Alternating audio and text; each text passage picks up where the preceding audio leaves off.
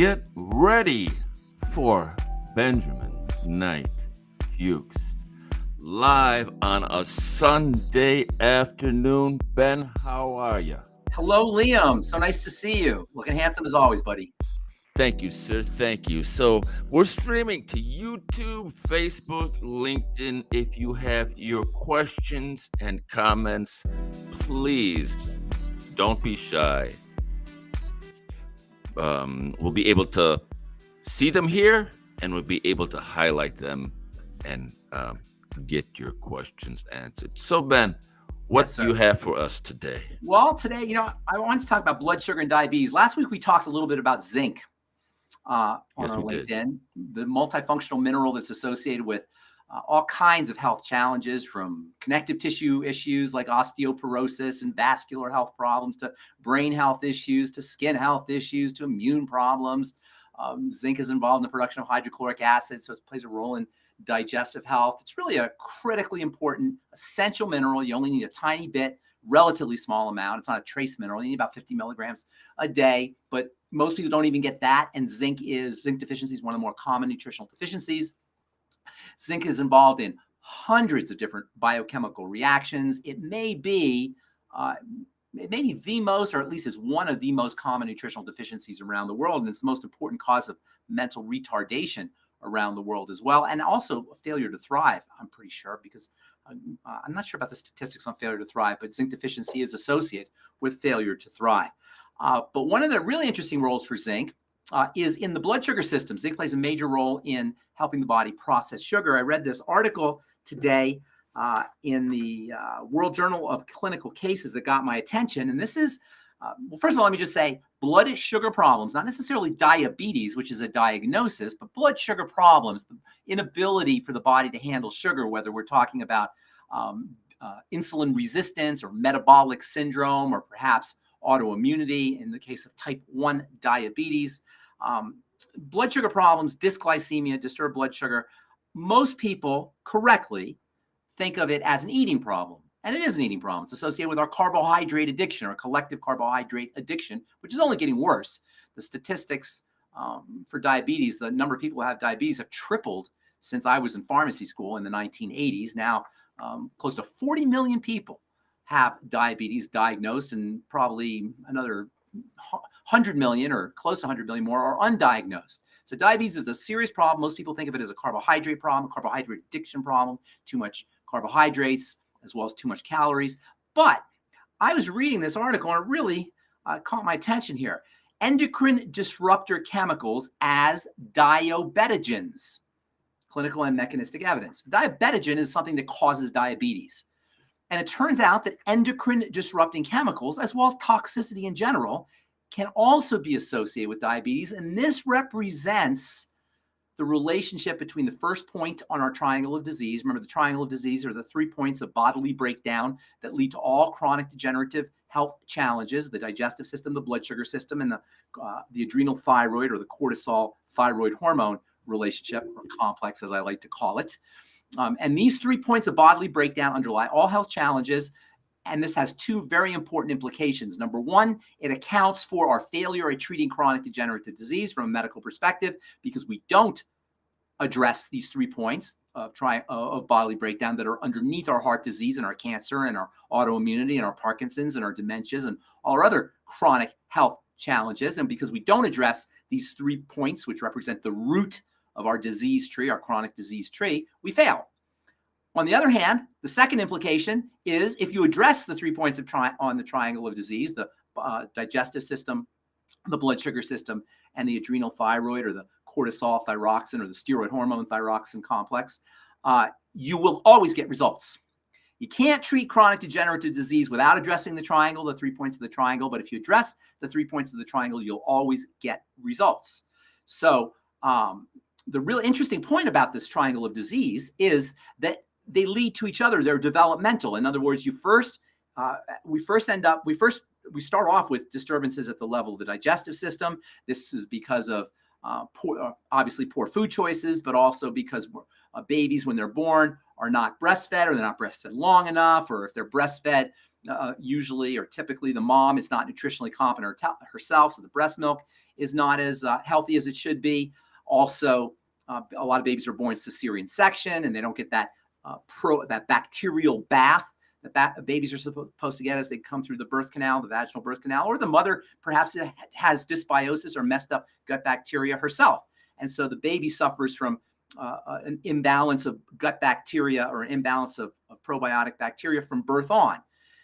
Then, this is really where it gets interesting, the digestive dysfunction leads to dysglycemia for several reasons. Now, I've been talking about the main reason for a long time, and that is that when we don't get energized, we don't get energy from food correctly, and that's what happens when we're eating the wrong kinds of food, or when we have disturbances in our gut bacteria, or when we have inflammation at the level of the intestine because we're eating the wrong kinds of food. Energy balance is thrown off, and that requires the ingestion of more carbohydrates. And this is why babies are given applesauce and popsicles and orange juice and apple juice and pear juice when they're feeling cranky and they're colicky. Well, parents will tend to give their kids sugary foods. This throws off the sugar balance. By the time the kid is a year, 2 years, 3 years old, he's already starting to suffer from some of the symptoms of dysglycemia. That leads to changes in steroid hormone synthesis and cortisol, stress hormone, and the thyroid. And that's where you really get the triangle of disease tumbling out of control. But what this paper really, why I found this paper so interesting is because it points out that it's not just food that causes dysglycemia, but also toxicity. Now, this paper talks about the toxic relation, the toxicity associated with endocrine disrupting chemicals. And endocrine disrupting chemicals are chemicals that disturb the hormone system, the endocrine hormone system. And this is a little known fact, but it's very important. Endocrine disrupting chemicals are found in foods. Endocrine disrupting chemicals are found in our water. Endocrine disrupting chemicals are part of our modern industrial complex and include organic pollutants like pesticides and fertilizers and PCBs and DDEs and all these various chemicals that are used in industry. These all have the ability, phthalates that are used in cosmetics, fragrances and preservatives that are used in cosmetics, all have an ability to disrupt the hormone system, which is bad enough. Endocrine disruption is obviously a problem when it comes to our hormone system and our endocrine system, and it can be associated with sexual issues, gender bending issues, cancers and growths can be associated with endocrine disruptions, and certainly all kinds of hormone problems can be associated with endocrine disruption. But I'll bet you didn't know diabetes can also be associated with endocrine disrupting chemicals. But even more importantly, this connection between toxicity and dysglycemia also applies to toxicity that enters into the bloodstream through a leaky gut, through the intestine, through intestinal permeability issues.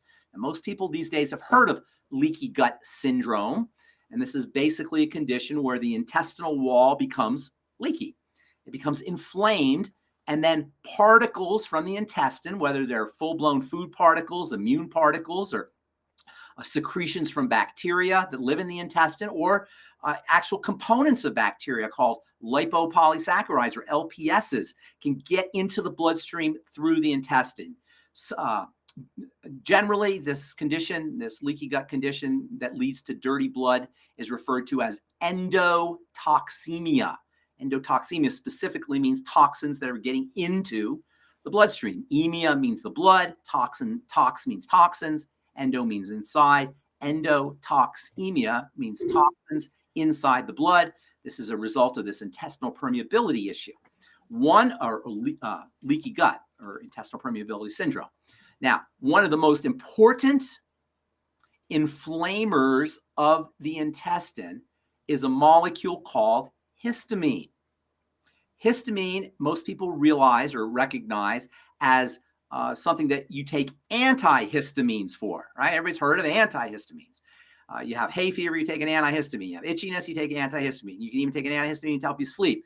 Antihistamine drugs form the basis of the formulary that's used for treating schizophrenia and psychosis. So histamine is a very multifunctional molecule. It's a very important molecule. It plays a role in immunity. But histamine can also cause problems. Histamine is made by bacteria, whether those bacteria are in the intestine or those bacteria have translocated into the stomach, for example, in the case of a bacteria called H. pylori, which is associated with rosacea, associated with increased stomach acid, high excess production of stomach acid, both of which are the result of histamine. Histamine can also cause attention deficit disorder and anxiety problems. It can also cause a whole host of inflammatory and immune problems. Histamine revs things up. It makes things move, whether it's the immune system moving or skin cells moving, or it's activating neurology. And that's why antihistamines are used to help relax you. So histamine that's produced from bacteria in the intestine, the small intestine, where they're not supposed to be bacteria, or a lot of bacteria, can inflame the gut, can leak into the bloodstream, and can be one of the causes of dysglycemia and ultimately diabetes. Histamine that comes out of the histamine in the blood can also be associated with foods. In fact, some so-called good foods like avocados can be a source of histamine. Citrus fruits can be a source of histamine. Shellfish and seafood and fish can be a source of histamine. Fermented foods can be a source of histamine. Processed meats can be a source of histamine. So a lot of the foods that we're eating can also raise our histamine levels, and this can compound the problem of histamine that gets into the bloodstream through a leaky gut. And there's a condition that's becoming more and more common today called mast cell activation syndrome. Mast cells are cells that live in the intestine, as well as in the connective tissue around the body, that contain histamine. And when these cells become activated by toxins that are getting into the bloodstream through a leaky gut, they can release histamine, and that histamine can be associated with dysglycemia. All of which is to say, that first point on the triangle of disease, dysbiosis, messed up gut bacteria, inflammation at the level of the intestine, release of histamine into the bloodstream, is one of the most important and underappreciated causes of dysglycemia and diabetes. We all know about carbohydrate addiction and excess ingestion of carbohydrates, and make no mistake about it, most people are addicted to carbohydrates because carbohydrates activate happy chemicals in our brain, and they make us feel good. And if we're not having a good life, eating a lot of carbohydrates can make you feel happy. Of course, there's a price to be paid for that. But in the short term, a lot of people are eating a lot of carbohydrates, not because they're hungry, but because they make them feel good. And we pay the price for eating from our brains versus our bellies. But there's also another cause of dysglycemia that doesn't get enough press. In fact, I didn't even really pay too much attention to it until very recently. And that is endocrine disrupting chemicals, endocrine disrupting molecules that are found in foods and drugs and water, and in modern 21st century industrially produced things like plastics and cosmetics and such. And also histamine, as well as particles that come from bacteria, these LPSs or lipopolysaccharides that can enter into the bloodstream. All of which is to say, you now have a whole range of other health strategies that you can use to help protect yourself from diabetes or dysglycemia. We all know about restricting your carbohydrates and lowering your calories, but now you can protect yourself from blood sugar problems by reducing your exposure to industrially produced endocrine disruptions, as well as protecting your digestive system, eliminating foods that cause this condition called leaky gut, as well as eliminating foods that cause the proliferation of bacteria in the small intestine, which can lead to more histamine and can cause leaky gut, as well as just laying off of foods that inflame the digestive lining, one of the most important foods, or the intestinal lining, one of the most important foods that disturb or inflame the digestive lining, the intestinal lining, are fried fats and fried oils. Listen, there's never any time a fried oil is healthy for you. At best, slightly heating butter or coconut oil, that's acceptable. But the way we ingest oils today, we're ingesting very unstable polyunsaturated oils, vegetable oils, and these fried vegetable oils wreak havoc on the body. And I believe it's no accident that as our ingestion of fried oils has increased over the last 150 years, and processed oils in general, we figured out how to process oils, hydrogenate oils and industrially produce oils at the turn of the 20th century. And since that point, our health, our collective health in terms of chronic degenerative disease, has tumbled out of control. Now, there's probably a lot of other reasons, but that's one of the most important reasons. So taking care of a leaky gut, eliminating the foods or reducing your intake of foods that cause small intestinal bacterial overgrowth, SIBO, the so-called FODMAP foods, reducing your exposure to histamine containing foods. Using natural antihistamines can also be helpful. I'll tell you a few natural antihistamines that you can use. And generally taking care of your digestive health by eliminating foods that wreak havoc on the digestive system, which of course are processed foods, most especially fried and industrially processed vegetable oils. So here's some things that you want to do if you're dealing with dysglycemia. And real quick, let me just say this. Pretty much all health challenges, all chronic health challenges are linked to dysglycemia via this triangle of disease that we talked about. But the skin is especially prone towards health challenges that are linked to dysglycemia. Skin tags, psoriasis, chronic rashes and redness, hyperpigmentation, dark spots, melasma, dark reddish, dark rashy blotchiness on the trunk of the body or on the legs or on the arms. These are all signs. Discoloration of the skin in general is a sign of dysglycemia. And we used to call acne, by the way, skin diabetes. And when I was in pharmacy school back in the old days, in the 1980s, they actually used diabetes medicine to treat acne. So acne and a whole bunch of other skin problems can be associated with this dysglycemia problem. But pretty much any chronic health challenge should be considered to be the result of dysglycemia. I'm not going to talk too much about this today. Maybe we'll talk about it next time. But there's also a very important connection between insulin and the steroid hormones. And when you have insulin resistance, that is, your body stops listening to insulin over the course of time, as insulin secretion increases and increases and increases, secondary to the excess ingestion of carbohydrates, insulin resistance itself will lead to steroid hormone imbalances. And this can cause problems with your female reproductive system, with your male reproductive system.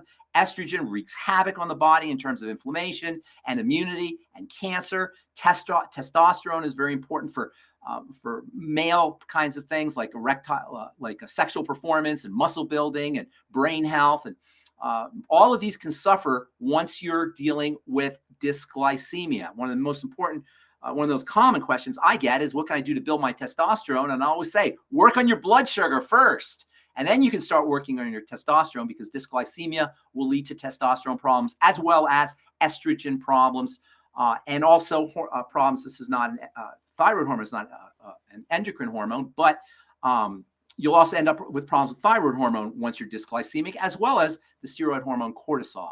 So working on that blood sugar is critically important for all the 3 points of the triangle of disease, for skin health, for all chronic degenerative diseases, and for your endocrine hormones. And it's not just carbohydrates, although they're probably the most important reason why we end up with dysglycemia. It's also toxicity, whether it's coming in from the outside in terms of endocrine disruptors or from the inside from a leaky gut. So what can you do? Well, first of all, one of the most important things you could do if you're dealing with dysglycemia, aside from the obvious, which is restricting your intake of fast-burning and high glycemic index carbohydrates, is drink water.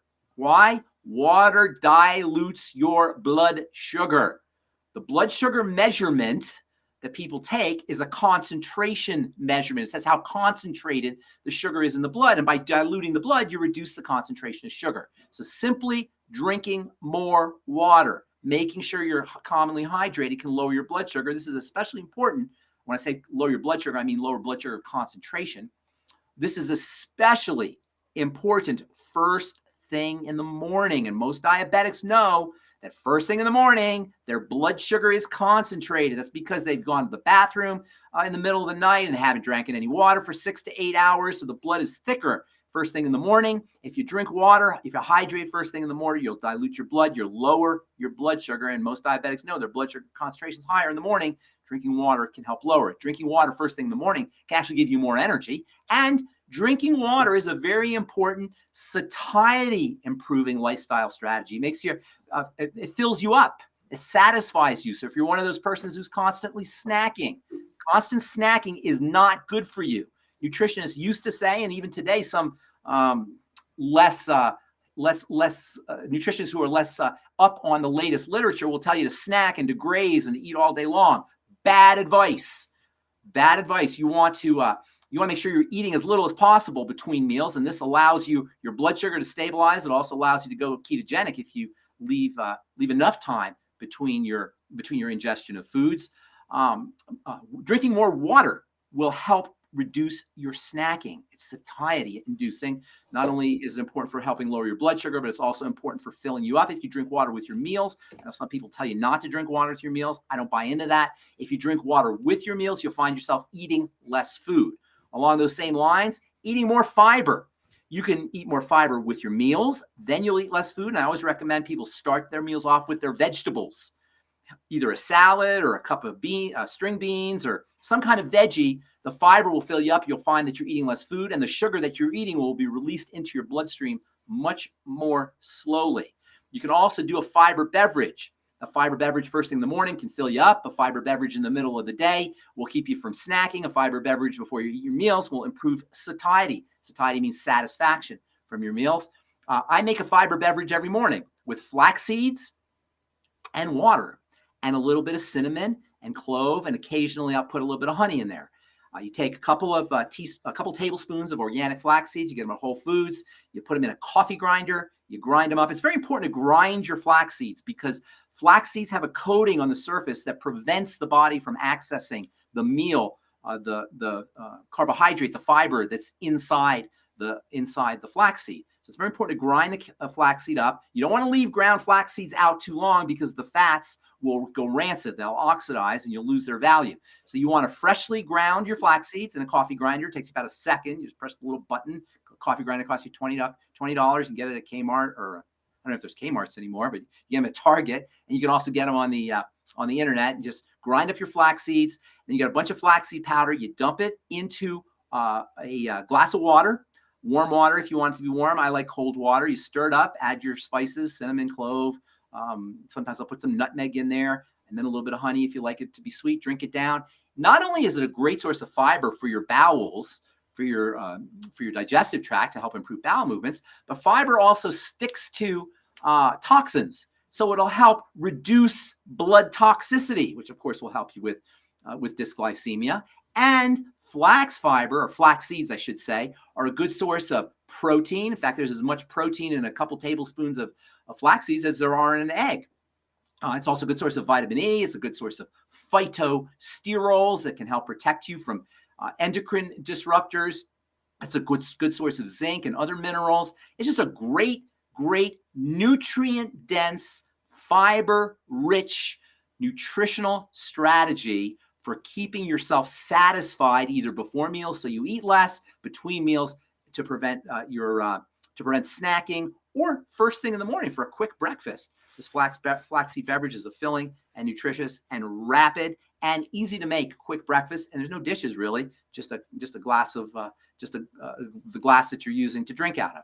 So water, fiber, moving your body is also very important for lowering your blood sugar. As you move your body, the sugar is shunted from the blood into the muscles. This is a great strategy just for doing every day. We should all be moving more, but it's also a great strategy if you fall off the wagon, you go to a Christmas party or birthday party or office party, or you go to dinner and you eat a bunch of sweets or a bunch of bread and you're concerned about your blood sugar. Go on, take a walk. While you're walking, the sugar will have a tendency to move from the blood into the muscle.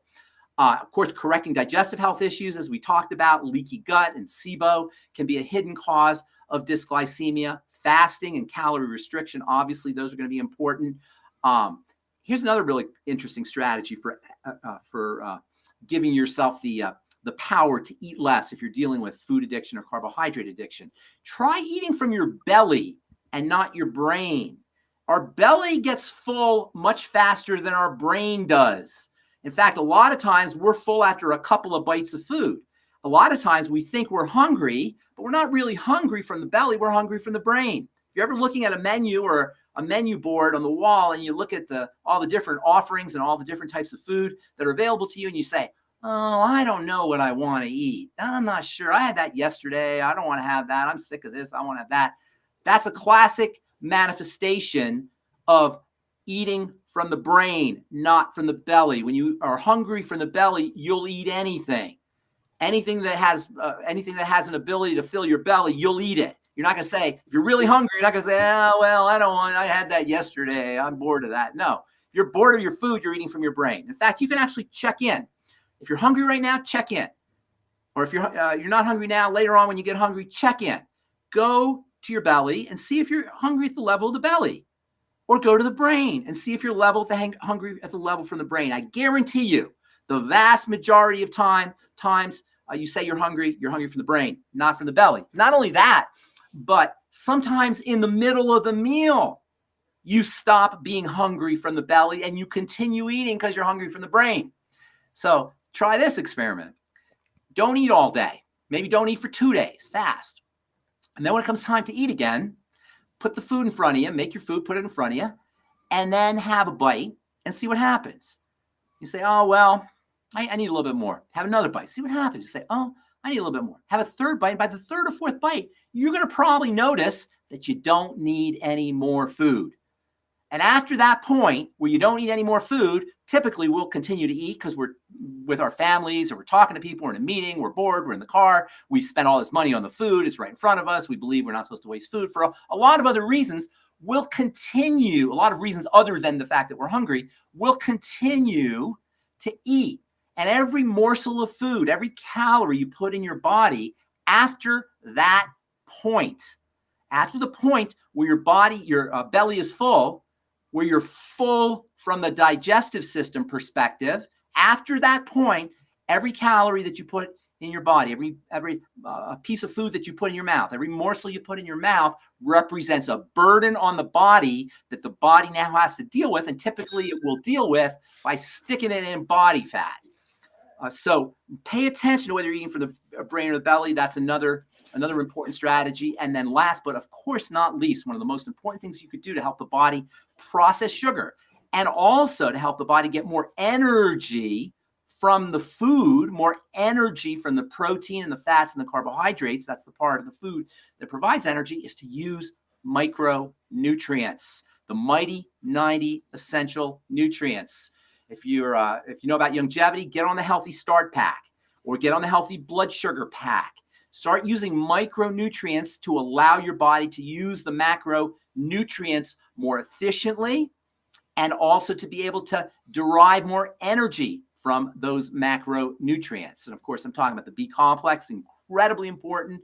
Thiamine and niacin, vitamin B1 and B3 stand out in importance when it comes to helping the body with blood sugar issues, although all the B vitamins are important. They're all. And in fact, next week, I'm going to talk about vitamin B5, which is a very underappreciated B vitamin. But they're all important, but B1 and B3 stand out in importance when it comes to blood sugar. Vitamin E can be helpful for folks who are dealing with blood sugar problems. Minerals are vital. Zinc, chromium, magnesium, all play an important role in helping the body process sugar. Selenium is important for insulin. Alpha lipoic acid is important. There's a lot of nutrients that micronutrients that play a role in helping the body process sugar. Get on a well-rounded nutritional supplement program. Quick word on nutritional supplementation, by the way. I think we should be able to get all our nutrients from food, but that's just not going to happen.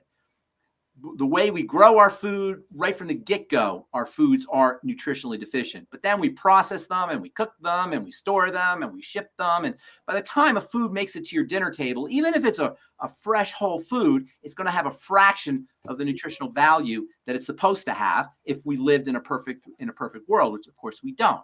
Then you add in the fact that most of us are subsisting on not just processed food, but ultra processed food. In fact, some 60 to 70, I think even up to 80% of the calories in the standard American diet come from ultra processed foods. Again, these are foods that are going to be very nutritionally deficient. So getting on a micronutrient supplement program in the year 2024 is a must. Don't think you're going to get what you need to run the body optimally. And I'm not talking about the RDAs. I'm talking about running the body optimally. I'm talking about the ODAs, the optimum daily allowances or optimum daily requirements, not the recommended daily requirements. It's not going to happen if you're just using food. And that, by the way, goes for whole food supplements. A lot of people are on this whole food supplement kick these days. The problem with whole food supplements, much like the problem with foods when it comes to getting your micronutrients, is that you got to eat a lot of food. And you got to eat a lot of whole food supplements to get the amount of nutrients that you need to really optimally drive biochemistry. Yes, it's true that in foods you have cofactors that are helpful for allowing the body to maximize the use that it's going to get out of the vitamins and the minerals and the aminos and the fatty acids. And these accessory nutrients or cofactors are only going to be in food. They're not going to be in the supplements, and they'll also be in the whole food supplements. But you're not going to get the kind of doses of the vitamin C and the vitamin E and the vitamin K and all of the wonderful minerals and vitamins and aminos and fatty acids that the body needs to run its body optimally. You're not going to get the concentrations and the doses that you need. So best world scenario, use both. Get yourself on a good micronutrient supplement program like the Healthy Start Pack from Longevity, and make sure you're eating nutrient dense, not ultra processed foods, which are nutrient empty, nutrient vapid, but nutrient dense foods like eggs and organ meats and fish. And if you're a vegetarian, mushrooms or beans. If you're, what else? What are some other good nutrient dense foods? Algae is one of the best nutrient dense foods of all. Yeast, nutritional yeast is also nutrient dense. And that will allow you to get more nutrients for your calorie buck. You'll get all the cofactors that are important for the micronutrients. And in conjunction with your Healthy Start Pack from Longevity, for example, if you're using Longevity products, you can get micronutrients in a lot of places. I like the Longevity Healthy Start Pack because it gives you everything, making sure you're getting your Mighty 90 essential nutrients in supplements to enhance or to round out or to increase the doses and concentrations of the Mighty 90 essential nutrients that you're going to get from your foods. So that's our talk here on blood sugar. It's kind of interesting, don't you think, Liam, about the endocrine disruption and the toxicity? There's a hidden cause of Absolutely. Absolutely. I've got a question about it was fascinating what you were saying about how water thins the blood and helps to bring down your concentration of sugar. So what do you think, Ben, as we're on our way out, you got a bottle of water, right? You're on the go, and they say, oh, the bottle, the soft plastic. Yeah, the soft plastic is like really toxic. Yeah. That could be a problem too. You know what? I think, well, first of all, let's talk about water and hydration next time. I'll talk about B5, I'll talk about hydration, because hydration is a little bit misunderstood, because, when you're drinking water, you're diluting your electrolytes and you're excreting your water-soluble vitamins more readily. So you got to be a little bit careful with drinking water. So we want to talk about that next week. As far as the plastics go, yes, it can definitely be a problem. Especially if they're heated, especially if you're keeping them in your car and it's warm, you're on the beach, or microwaving plastics can be a problem. All that will increase the leaching of the endocrine disrupting chemicals out of the plastic. Best not to drink in plastic, but I don't know, that's not easy to do because everything's in plastic. If you're home, you can do it, but if you're traveling, they're always in plastic. Try to get as hard a plastic as you can. That will minimize the amount of plastics of endocrine disrupting chemicals that leach out of the plastic. So it's really tough to do, though. If you can travel around with glass, that's a little bit easier. But most people aren't going to want to travel around with glass. So get it out of the water out of the bottle as soon as possible. Don't let it get hot, or just use glass if that's feasible for you. Absolutely.